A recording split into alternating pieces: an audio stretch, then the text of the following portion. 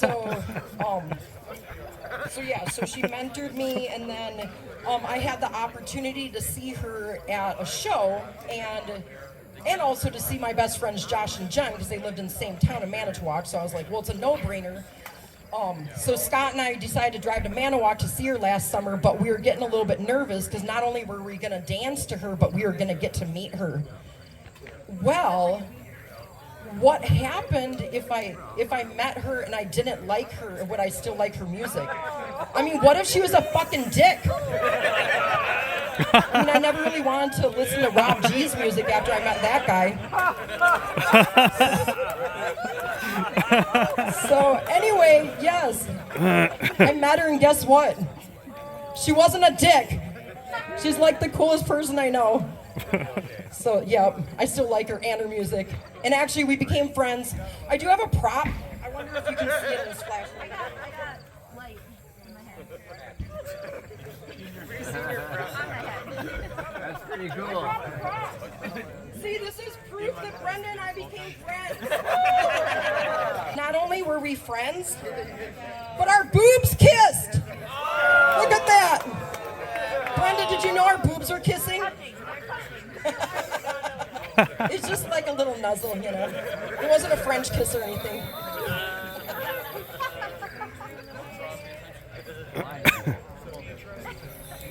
So, anyway,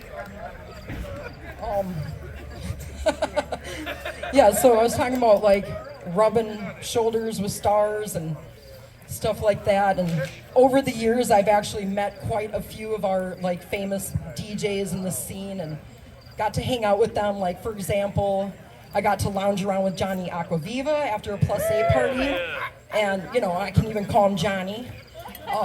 That guy's so fucking cool that when he like goes over to the keg to get a beer, a martini comes out. I mean, it reverts straight back to cheap beer for the next schmuck in line. And then also, back in the 90s, I danced in Chicago in the front row to Carl Cox so often that he knew me by name, but he wouldn't know me now. I used to be skinny, you know, and not this, not old. You're not old. We're not old. Okay, I'm not old in heart, but my face kind of got a little bit old. No, okay, actually it's not even the face. The neck. The neck is the dead giveaway. Let's see, who else did I know? I drank Foster's oil cans with DJ Spooky on the way to First Ave, and by the time he got to his set, he was fucking drunk. It didn't really work out all that good. Let's see, I hung out with Daft Punk that first time they came to America, back when they were like, when you could see their faces, when they were cute little French guys without helmets on. They didn't know no English back then, except for round the world,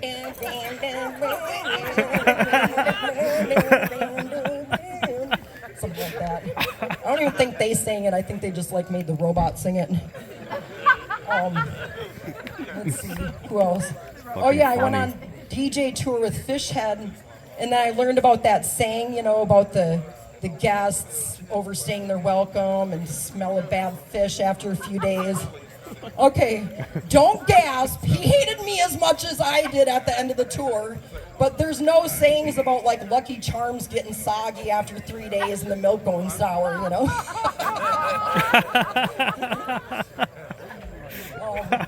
Who else?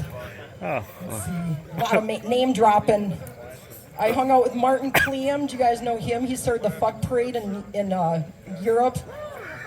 He came to San Francisco, and I took him designer jean shopping on Haight Street. And then I had to gently steer him out of the ladies section when he was trying on skinny jeans. Good for Europe, dude, but maybe not for San Francisco. Okay.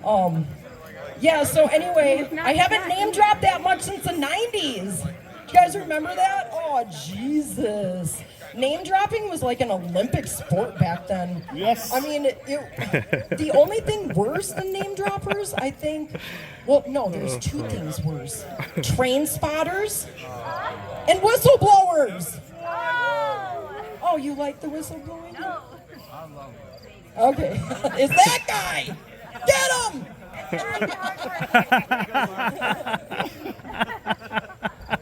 Okay, before I give up my whole name dropping section, I have a few more cute, fun stories to tell you about.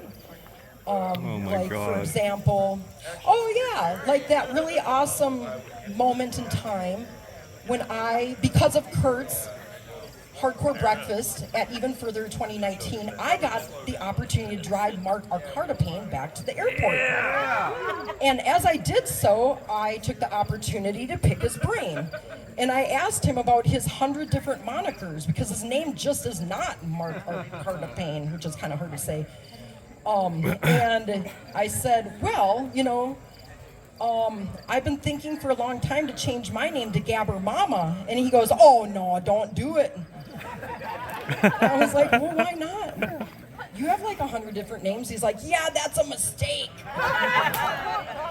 So I said, but I mean, how long can I go on being a GabberGirl? I mean, I wasn't even a girl when I started with that name. I was like a young woman, and now I'm fucking 47. Pretty soon I'm gonna be Gabber Old Lady. I mean, okay, when the New Kids on the Block came back out and did their revival thing and stuck with their name, New Kids on the Block, that made a really bad taste in everybody's mouth. We're always like, no, dude, you gotta be the old dudes on the porch. So, and then in the 90s, I also, I'm ashamed to admit that I messed around with Rob G a little bit, but that's what Gabber DJs do. They stick to their Gabber DJs. And and then the next morning he was all, ha ha, I am Rob G, because he says his name a lot. And he said, I used you for sex. And I said, ha ha ha, Rob G, I am a hot Gabber DJ and I actually used you for sex. And in 25 years from now at a cult weekender, I'm going to brag about it.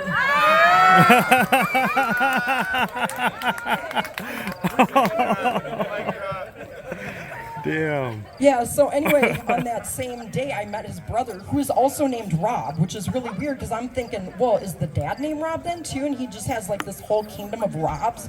And he's like this weird egomaniac that like trains his sons to say their names in first person, like, hi, I am Rob. One would be Rob G, would the other one be Rob G too? So, I actually know somebody who did that, named all their sons after them. My brother, Nick. So my brother Nick had a son, and he named him Nick, and then 10 years later, he had another son, and he named him Nick. And I said, Nick, this has got to stop. What the fuck? What's gonna happen when you have a daughter? You're gonna name her Nick? Yeah, exactly. You got my joke. Absolutely not. I will name her Nikki. I was talking about like rubbing shoulders with our stars. Letting them know how much their music touches you. I mean, in not such a creepy way, but and the cool thing is that you can meet these people before or after their set by just walking up to them, and the security guard is not going to tackle you to the ground. You can just approach this person like a regular person. So that's what I did when I met Neil Landstrumm in 1997.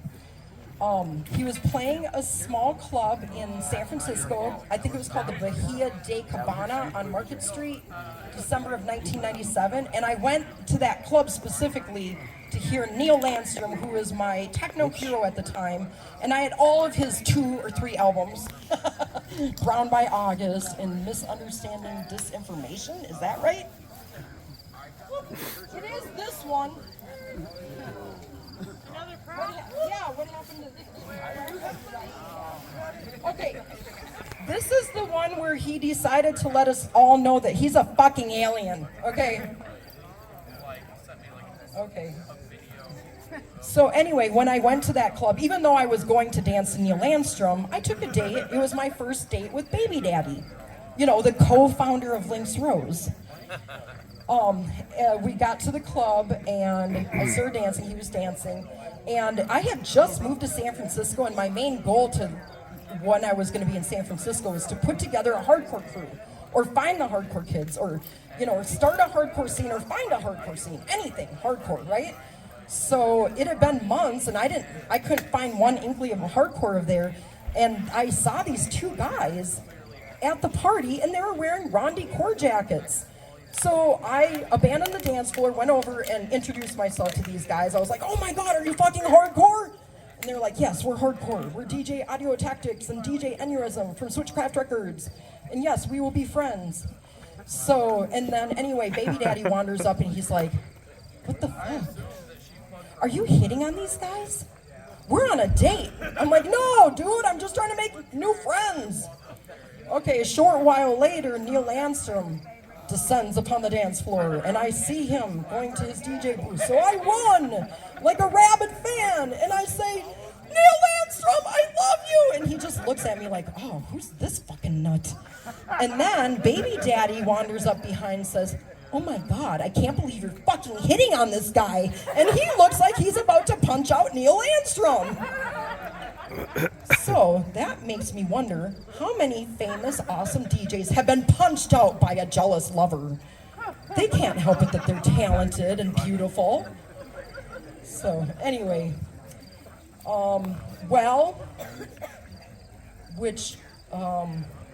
okay, I have like maybe one or two more things if you guys are still in the mood for like a couple more little, okay, right on. Okay, so after meeting all of those like famous DJs and stuff, you would think that that kind of would have put my DJ hood on the map, right? Gotten me some more opportunities. Well, not so much, because even though I was hanging out with those guys, I didn't know I was supposed to be schmoozing too.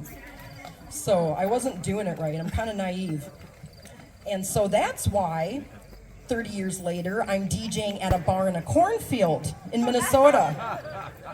And I'm also ashamed to admit that last weekend I played my first wedding. That's very disappointing. Yeah, I mean, and it was exactly. It paid me a lot more than I've ever been paid for playing hardcore. So, but it was a marathon set. But it wasn't like Brenda's Challenge Dream marathon set. No, it was more like a fucking nightmare. 8 hours of never being able to please not one person. If I even bothered putting on like one dubstep or EDM track, the bride would run up to the DJ booth with her ears in her, or her fingers in her ears, with like this like bitch eating face on. I was just like, okay, stop, I'm sorry, I'll never do that again. So if I played pop, they wanted rock. If I played rock, they wanted country. If I played country, they wanted disco. If I played disco, they wanted polka. I'm not shitting you. There was at least 6 requests for polka. I mean, was it a Wisconsin wedding or a Minnesota wedding? It was a Minnesota wedding, and there was a few old people, but these were young people asking me for polka. I swear. Okay, like people that had graduated like in 2005. What's up with that? So, I mean, the nice thing about polka is that it is about 128 BPM, and they mostly just sing about beer and Milwaukee. Yeah, we can relate. Yeah.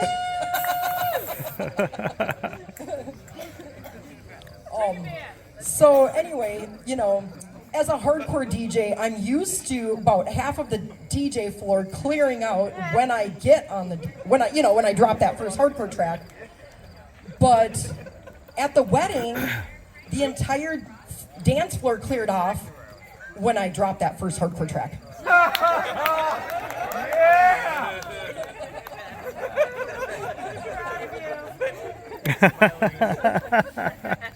Well, anyway, guys, you are my family. You're my friends. You're my Midwest hardcore brethren. You're my cult, and I fucking love you guys.